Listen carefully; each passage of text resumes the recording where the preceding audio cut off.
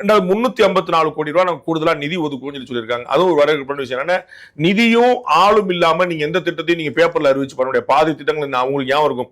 நீங்க சின்ன பிள்ளை அந்த காலத்துல இருந்து அத்திக்கடவு அவிநாசி திட்டம்னு சொல்லிட்டே இருப்பாங்க. ஆனா வந்து நிதி ஒதுக்க நிதி ஒதுக்காம வேலை எப்படி நடக்கும்? நாங்கள் செய்வோம் கூவத்தை சீரமைக்கிறோம் சொல்லுவாங்க. சென்னை சிங்கப்பூர் எல்லாமே சொல்லிட்டு நிதி ஒதுக்கல இல்லாட்டி ஒதுக்கப்படுற நிதி ஒழுங்கா செயல்படுத்தப்படும். அந்த நிதி திரும்பி ஒதுக்கப்பட்டுருச்சுன்னா அது ஒண்ணு பாக்குறோம். சோ 354 கோடி ரூபாய் நிதி ஒதுக்குற 2500 ஆட்கள் புதிதாக பணியிடங்கள் உருவாக்க கொடுத்துருக்காங்க. அது ரொம்ப நல்ல விஷயம். இம்ப்ளிமெண்ட் பண்ணாங்கன்னா அவர் வந்து இன்னைக்கு ஒரு வார்னிங்கா சொல்லியிருக்காரு. நான் வந்து இதற்கு முன்னாடி வரைக்கும் நான் பல சமயங்களில் சாஃப்டா பேசிக்கிட்டு இருந்தேன்.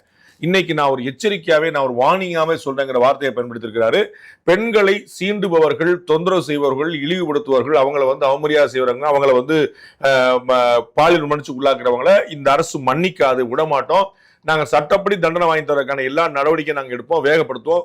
சார்ஜ் ஷீட் ஃபைல் பண்ற உட்பட அத்தனை விஷயங்களும் வேகப்படுத்த சொல்லியிருக்காரு. அதுதான் ரொம்ப முக்கியமான விஷயம். நம்ம பார்த்திருக்கோம்.